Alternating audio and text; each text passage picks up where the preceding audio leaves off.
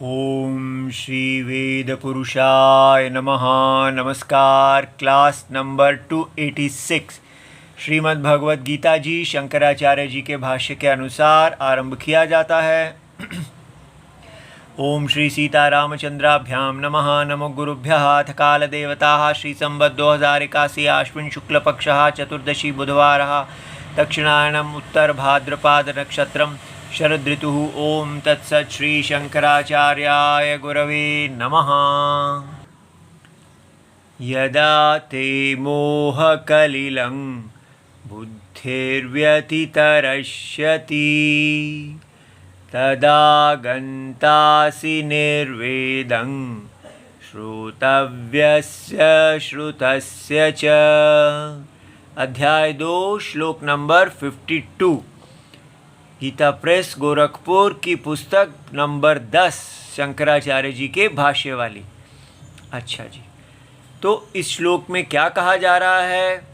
भगवान कह रहे हैं यदा ते बुद्धि मोह कलिलम व्यतितरिष्यति।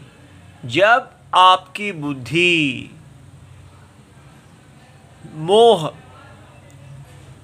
रूप कलिलम मल उसको तर जाएगी, अच्छी तरह तर जाएगी, तब आप गंतासि निर्वेदम, आप वैराग्य को प्राप्त होंगे। किसके प्रति? इस संसार में जो कुछ भी आप जानते हैं और जो भी आप जानेंगे सब के प्रति, दृश्य वर्ग के प्रति आपको वैराग्य होगा। ये तो इसका शाब्दिक अर्थ है। अब हम इसको शंकराचार्य जी से सीखते हैं।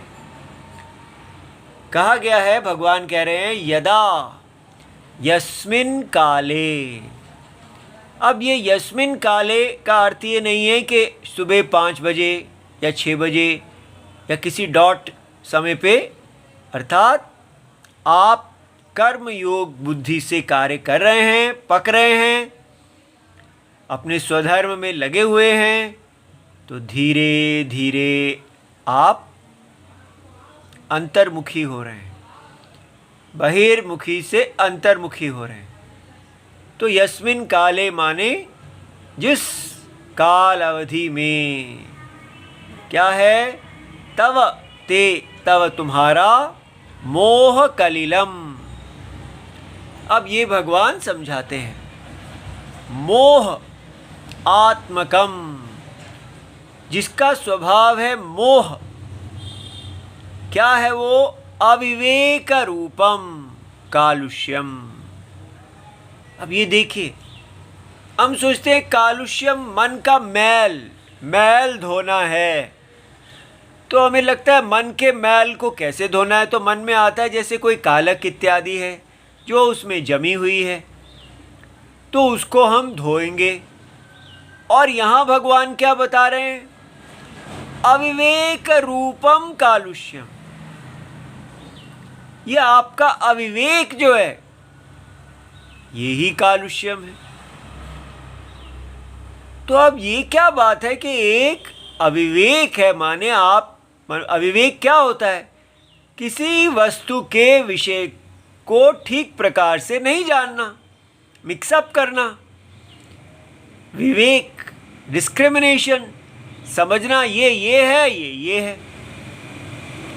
तो इस प्रकार जानने को विवेक कहते हैं। और अविवेक क्या होता है? एक को कुछ और समझना, इस प्रकार अविवेक। तो अविवेक को ऐसा क्यों कहा जा रहा है कि जब जिस काल में आपका अविवेक रूप मल जो है दूर होगा, वो तो आप अभी दूर कर दीजिए। मुझे बताइए, मुझे क्या नहीं समझ में आ रहा, मेरी समझ ठीक कर दीजिए।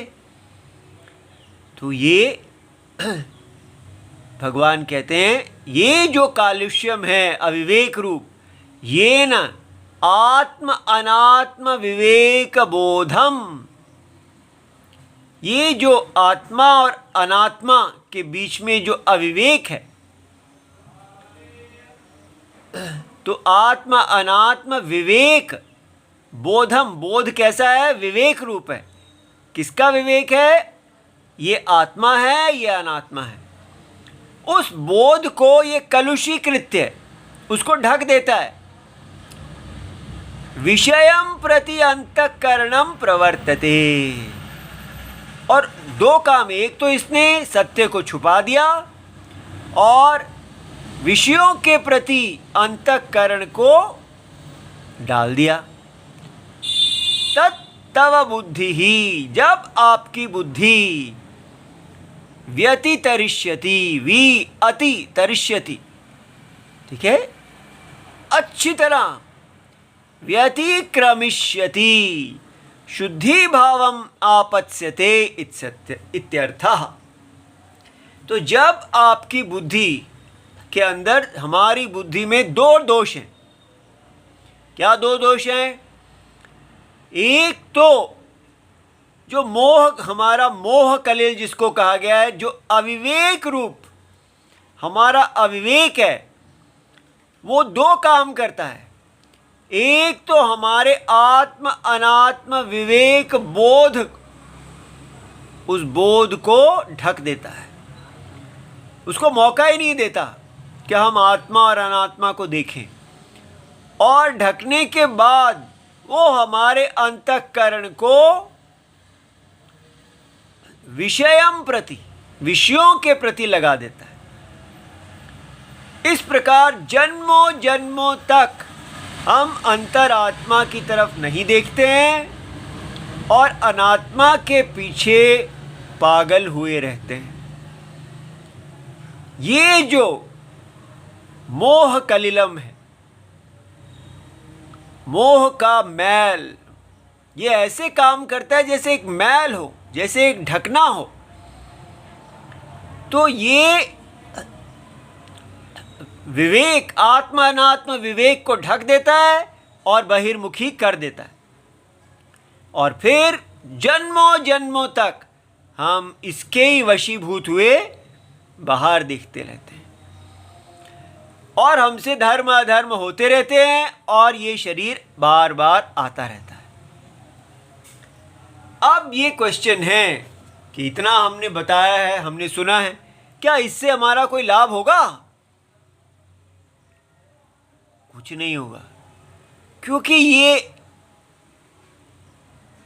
इतना गहरा है हमारे अंदर कि कितना भी इसको सुनो, हम क्या कहते हैं? My body, my life, my choice. ये इतना एक, इसको तो कोई छोड़ना ही नहीं चाहता। ये मेरा शरीर है, ये मेरा जीवन है और ये मेरा अधिकार है, मैं जो चाहूं करूं।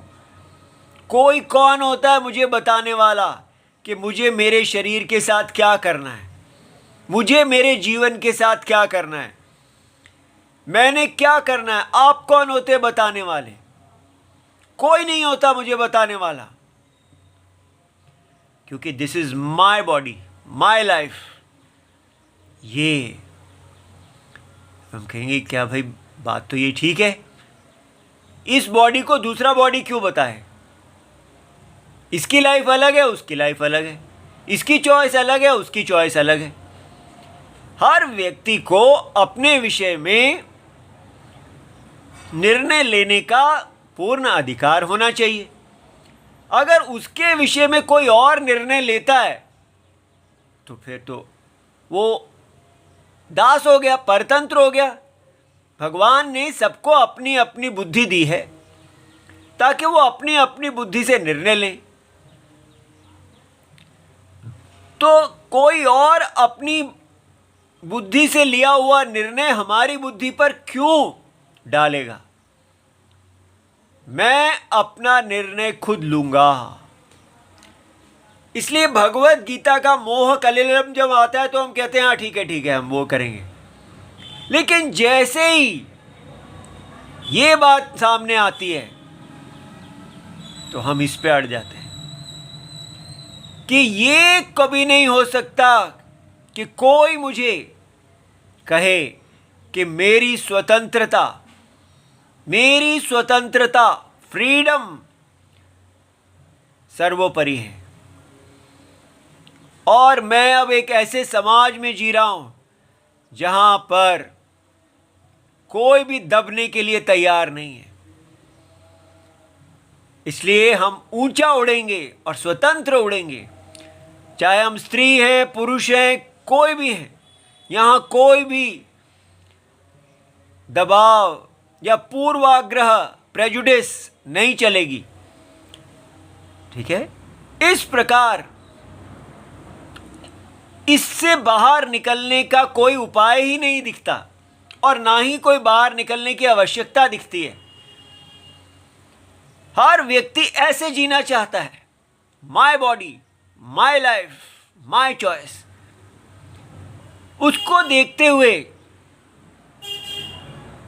सब भारत में जितने भी धर्म थे, धर्म का संस्कार था, वो सब जीरो हो गया। माता पिता बच्चों को कुछ नहीं बता सकते,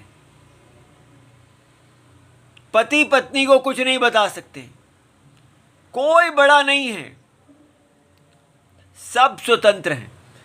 इसलिए सब चुपचाप देखते हैं और कोई मुंह नहीं खोल सकता। सबके पास पैसा है और वो कहता है मैं किसी भी तरीके से कमा लूंगा, पैसा कमाना है और अपने शरीर को भोगना है। इस शरीर है, इस शरीर के द्वारा मुझे सुख लेना है, वो कैसे लेना है मैं निर्णय करूंगा। इसलिए हमारा पुराना जितना भी धर्मशास्त्र, बड़ों का विजडम आदि, उसका कोई मतलब नहीं है, वो सब पुराना है। ये नया टाइम है। दिस इज आप ग्रैंडफादर्स क्लॉक है, पुरानी घड़ी जिसका एक ही टाइम है और हम नई दुनिया के लोग हैं। इसलिए ये नई दुनिया के लोगों के लिए भगवत गीता भी नई है, मार्केट भगवत गीता, जो उनको ये सब अलाउ करती है, जो उनको कोई धर्म नहीं देती। कोई धर्म नहीं है। क्या है? आप बस अपनी स्वेच्छाचार से जिए और उसी से, जैसे आप भगवान से प्यार करें। और हर व्यक्ति अपनी स्वेच्छाचार में जी रहा है।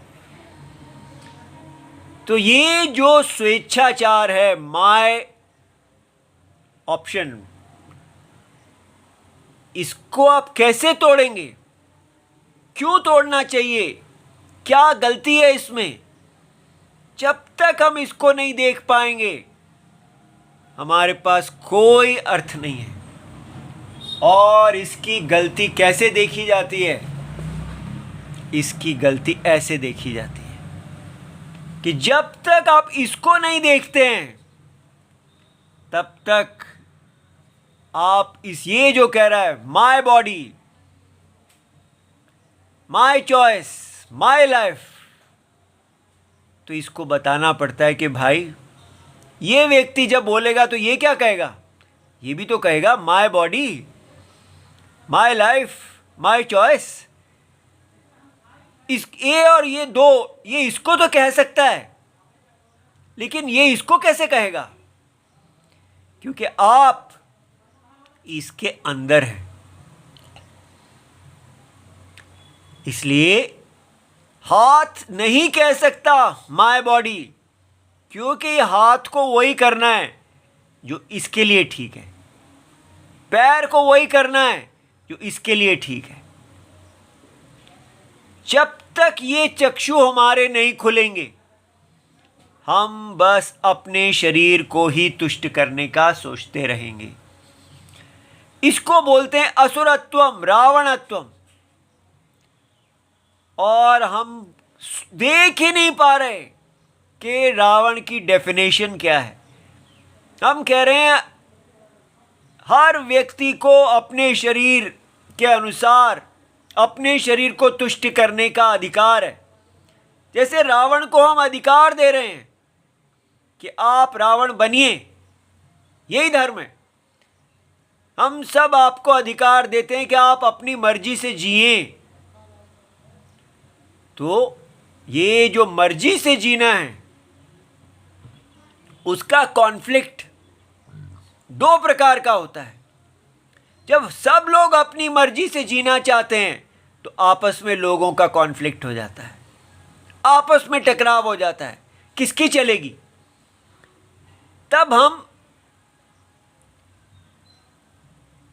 आपस में युद्ध करते हैं और दुनिया इसी को ही जानती है और कोई जानती ही नहीं। अगर प्रश्न पूछा जाए कि धर्म युद्ध क्या होता है, व्हाट इज धर्म युद्ध, तो हम कहेंगे conflict of identity of two religions, conflict of power. कौन सा रिलीजन बड़ा है, कौन किसको दबाएगा। तो चाहे वो रिलीजन्स हैं, वो वास्तव में क्या है, सब इसी से ही निकलता है। इंडिविजुअल, एक इंडिविजुअल का कॉन्फ्लिक्ट दूसरे इंडिविजुअल के साथ, या एक ग्रुप का कॉन्फ्लिक्ट दूसरे ग्रुप के साथ, या एक देश का दूसरे देश के साथ, कहानी सारी की सारी यही है। मेरा पावर चलेगा, मेरा स्वेच्छाचार, पावर। इसलिए ये जो कहा जाता है कि ये सारा लाइफ केवल पॉलिटिक्स है, पावर प्ले है, वो इसलिए है क्योंकि वेद के चक्षु नहीं है। इसलिए हमारा हिंदू इस वैदिक दृष्टि से पूरी तरह अलग हो चुका है। हम जो वेस्टर्न स्कॉलरशिप से पढ़ते हैं यूनिवर्सिटीज इत्यादि में, बस कॉन्फ्लिक्ट क्या है, इंडिविजुअल कॉन्फ्लिक्ट। कहीं पर भी वेस्टर्न स्कॉलरशिप में ये विराट है ही नहीं। इसलिए वहाँ नहीं है तो हमारे बुद्धि में भी नहीं है, क्योंकि हम अपने बुद्धि को तो कभी देखेंगे ही नहीं। इसलिए जब ये देखा जाए कि ये दुख रूप है, आपको, आप भोक्ता ही नहीं है, भोग्य भी हैं। दो भोक्ता, अगर दोनों ही भोक्ता हैं तो उनमें कैसे, तो क्या होगा, केवल सेल्फिश कॉन्सेंट ही रह जाएगा। दोनों एक दूसरे को अपने स्वार्थ के लिए प्रयोग करेंगे। कैसा होगा वो जीवन जहां केवल स्वार्थ के लिए एक दूसरे का दोहन किया जाता है। तो एक तो ये दृष्टि है जिससे समझ में आता है कि ये बॉडी को, अपने शरीर को तुष्ट करना बेकार है, अनर्थ है। लेकिन हम अगर अपने शरीर को तुष्ट नहीं करेंगे तो करेंगे क्या। शरीर तुष्टि मांगता है। और इसके अतिरिक्त जब वेद आपको दिखाते हैं कि यहाँ पर प्रॉब्लम ये नहीं है, आप कितना भी शरीर को तुष्ट करेंगे, शरीर जो है वो सदा अतुष्ट ही रहेगा। कभी भी ये शरीर तुष्ट नहीं हो सकता। क्यों नहीं हो सकता? क्योंकि फंडामेंटल प्रॉब्लम ये नहीं है। फंडामेंटल प्रॉब्लम भगवान यहां बता रहे हैं आत्म अनात्म अविवेक। हम कभी आत्म अनात्म, इस विवेक रूप बोध,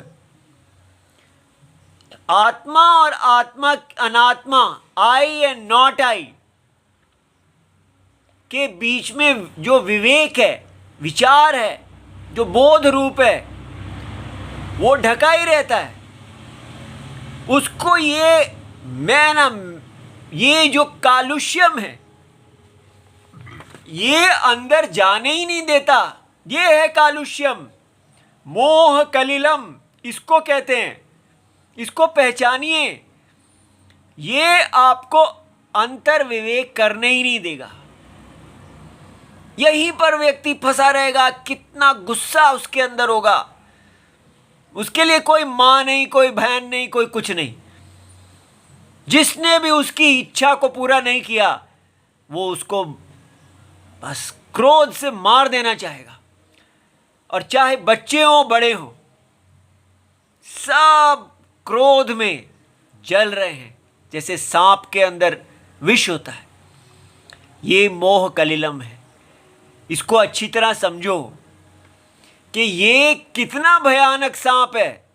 ये आपको बहिर्मुखी करके रखेगा। हर समय मुझे मेरे शरीर की तुष्टि चाहिए, उसके लिए आपकी कोई माँ बहन नहीं होगी, किसी से ज़्यादा आपका लव संबंध नहीं होगा, प्रेम नहीं होगा। क्या होगा? केवल भोग। इसीलिए आजकल के बच्चों को अगर पूछें कि मैरिज और पेड रिलेशनशिप में क्या अंतर है, वो कहते हैं कोई अंतर है ही नहीं। मैरिज में भी वही करते हैं जो पेड रिलेशनशिप में करते हैं, इसलिए पेड रिलेशनशिप ज़्यादा अच्छा है। मैरिज में तो फंस गए बेकार में, क्योंकि उनको समझ ही नहीं आ रहा कि मैरिज, हमारी विवाह क्या है। हम यज्ञ को बता ही नहीं पा रहे अपने बच्चों को, और ना ही खुद समझ पा रहे हैं कि ये विराट शरीर क्या है। ये यज्ञ है और हम सब इस यज्ञ के अंदर जन्म ले रहे हैं, और इसके अंदर हमारा अपना एक स्वधर्म है। उस स्वधर्म को पालन करना धर्म युद्ध कहलाता है। आपका शरीर कहता है माय बॉडी ये, और अंतरात्मा आपका शास्त्र विवेक कहता है no, this is not my body, ये मेरी लाइफ नहीं है, ये मेरी चॉइस नहीं है, ये मेरा बॉडी जो है ये यज्ञ का अंग है। मैं ब्राह्मण हूं, एक परंपरा में मैंने जन्म लिया है, एक यज्ञ में मैंने जन्म लिया है, मेरे पूर्व जन्म रहे हैं, उस पूर्व जन्म के आधार पर मैंने यज्ञ में एक स्थान पाया है। अब मैं कैसे कह सकता हूं मैं जैसे चाहूं जीऊंगा? मैं भगवान विराट का हाथ हूं, उनका सिर हूं, उनका पैर हूं। ये शिक्षा ही नहीं अगर हम देंगे कि आप इंडिविजुअल नहीं हैं, इंडिविजुअलिटी, आप होल हैं, अनलिमिटेड शरीर के अंदर आपका स्थान है। इसलिए देखिए ये कितना फंडामेंटल है। बड़ों की बात मानो, इतना हम कहते हैं, हमने बड़ों की बात मानी, आप भी बड़ों की बात मानो। वो तो ठीक था, क्योंकि बड़े जो है वैदिक ज्ञान देते थे और बच्चे सुनते थे। लेकिन आप बड़ों की बात का कोई मतलब ही नहीं है, क्योंकि शिक्षा ही ये है। बड़ों का माय बॉडी और मेरा बॉडी, दोनों का बॉडी अलग है, तो बड़ों की बात क्यों मानी जाए? इसलिए जब तक हम ये नहीं लाएंगे कि ये है सबसे बड़ा विराट और वेद उसकी वाणी है, और बड़े जो हैं जिस धर्म को बता रहे हैं वो उनका मन का राग द्वेष नहीं है। बड़े जिस धर्म को बताएं, इसलिए बड़ों को भी पता होना चाहिए कि वो अपने ही राग द्वेष नहीं बता रहे हैं। ठीक है? जैसे कि एक माता जी ने अपने बेटे से कहा, बेटा तुम हॉस्टल से आए हो, लेकिन यहाँ पर ये आर्मी कैंटोनमेंट है, तुम्हारे पिताजी यहाँ पर इतने बड़े ऑफिसर हैं, पूरी कैंटोनमेंट के हेड हैं, तुम कैसे कपड़े पहनते हो? कुछ उनकी मर्यादा के अनुसार कपड़े पहना करो। और बच्चा क्या कहता है? माता जी मैं आपको बिकनी पहनने के लिए तो नहीं कहता ना, जब मेरे को जो अच्छा लगता है मैं आपको नहीं कहता, तो आप मेरे पे वो क्यों डाल रहे हैं जो आपको अच्छा लगता है? और माता जी वहीं अवाक, उनके निरुत्तर, क्योंकि उनको ये समझ नहीं आ रहा माता जी को कि जिस मर्यादा को मैं कह रही हूं वो मेरी मर्जी नहीं है, मेरी likes and dislikes and your likes and dislikes ऐसा नहीं है। माता जिस जिस मर्यादा को कह रही हैं वो मर्यादा जब तक सनातन मर्यादा के साथ ना जुड़ी हो, तब तक उसका कोई प्रामाण्य नहीं है। इसलिए ये बताना कि मैं जो आपसे कह रही हूं वो मेरी लाइक्स एंड डिसलाइक्स नहीं है। आपको बिकनी अच्छी लगती है और मुझे मर्यादित कपड़े अच्छे लगते हैं, इन दोनों में अंतर है। आपको जब तक आप ये नहीं बताएंगे कि ये मर्यादित कपड़े पहनना इसके साथ कैसे जुड़ा हुआ है, नहीं तो आप कहेंगे कि आप एक ओल्ड फैशन है, मैं नया फैशन हूं। आप मुझे अपने ओल्ड फैशन को क्यों पर करने के लिए कह रहे हैं? ये है सनातन धर्म। इसकी वाणी क्या है? सबको इसके अधीन होना है। इसलिए ये शिक्षा हमारे देश में से निकल गई है। हमारे देश में केवल यही रह गया है, मैं बस। और ये कितना दुखदाई है। कहीं प्यार नहीं, लड़ाई, एक्सप्लॉयटेशन, क्रूरता। तो उससे कैसे निकलें? दुनिया को तो शायद नहीं निकाल सकते, शायद अपने बच्चों को भी नहीं निकाल सकते। अपनी आंखों के आगे व्यक्ति उनको एक पाप के मुंह में जाता हुआ देखेगा, सांप के मुंह में जाता देखेगा। लेकिन जो व्यक्ति देख रहा है वो अपने आप को तो बदले। सबसे पहले अपने शरीर के अंदर से ये आवाज़ें आ रही हैं, अपने मन में से आवाज़ें आ रही हैं, मैं, मेरा बॉडी, मेरी चॉइस, मेरा जीवन।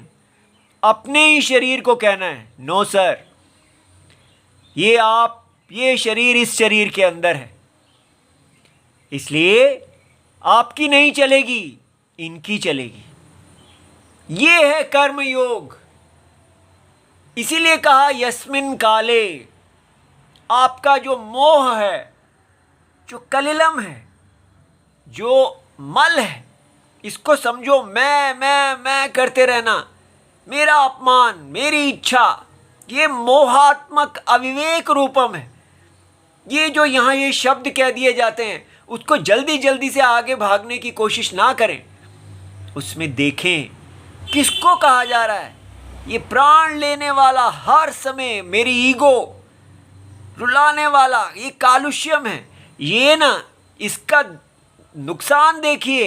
ये अंतरात्मा भगवान है, आत्मा अनात्म विवेक रूप आत्मा जो सर्वव्यापी है, जो गायत्री मंत्र के अर्थ हैं, जो धी का प्रचोदन करने वाले स्वयं सिद्ध आत्मा हैं। इन सारे शब्दों के अर्थों को ये अविवेक रूप सुनने ही नहीं देगा, कलुषीकृत्य और विषय की तरफ ले जाएगा। मेरी बात नहीं मानी, अंतःकरणम प्रवर्तते। सो तव बुद्धिम, जब ये आपकी बुद्धि इसको तर जाएगी, शुद्ध भावम अवाप्स्य से, तब क्या होगा? तब तदा तस्मिन् काले गंतासी प्राप्स्यसि निर्वेदम, तब आप वैराग्य को प्राप्त हो। ये देश वैराग्य का है। वैराग्य क्या? ये जो हमारे अंदर राग है, कलर्ड टिंटेड ग्लासेस, पूर्व जन्मों के संस्कारों से ही हम बस संसार में मोहित रहते हैं। लगता है ये भोग मिल जाए, वो मिल जाए, ये मिल जाए, ये कैसे चलता है, वो कैसे चलता है, ये कैसे वहाँ वो पद, ये पैसा, चाहे ये लौकिक है या वैदिक है। तो इसलिए वैदिक तो अभी छोड़ ही दें, हम तो जानते ही नहीं कि इंद्र की पदवी आदि की इच्छा आती नहीं। यहाँ की लौकिक से ही हम पागल हो रहे हैं। यहाँ तो ये कहा जा रहा है कि वेद भी जो कुछ कह रहे हैं वो सबके प्रति भी वैराग्य है। तदा श्रोतव्य श्रुतम, जो भी है, जो सुना है आप सुन चुके हैं, और जो आगे सुनेंगे आप कहते हैं और कुछ मत सुनाओ, आप कुछ भी सुनाएंगे वो सब भोग है। जब भोग आपके सामने आता है, जैसे किसी स्त्री को देख के कामना उत्पन्न होती है, तो मन में व्यक्ति पूछे, ये स्त्री तू मेरे को क्या दे सकती है, क्या है तेरे पास? 2 क्षण का भोग और कितना दुखम, एक अधर्म, एक मर्यादा। और वही अगर हम जानते हैं कि नहीं, यज्ञ करने से जो मिलता है उसमें संतोष किया जाए, इसलिए मैरिज, गृहस्थ आश्रम यज्ञ है और पेड रिलेशनशिप केवल अमर्यादित भोग है। दोनों में कितना अंतर है। इसलिए गृहस्थ आश्रम यज्ञ है, ब्रह्मचर्य आश्रम, सारे हमारे आश्रम यज्ञ है। ब्राह्मण, क्षत्रिय, वैश्य, शूद्र ये यज्ञ हैं, ये धर्म है। इसको ग्रहण करना, ये जो करेगा वो वैरागी होगा, क्योंकि वो संसार के सारे भोगों को छोड़ के अपने स्वधर्म में लगेगा और इस स्वधर्म को भी केवल ईश्वर आराधना मान के करेगा। उसको और कुछ नहीं सुनना। वो कहता है मेरा स्वधर्म, मेरी जो भगवान की आज्ञा है वही मेरे लिए सब कुछ है। ऐसी जो बुद्धि हो जाएगी, जो अपने कभी भी गिरेगी ही नहीं, वो बुद्धि है जिसको भगवान कह रहे हैं कि वो कर्म योग का फल प्राप्त कर ली। ओम नमो भगवते वासुदेवाय, प्रणाम।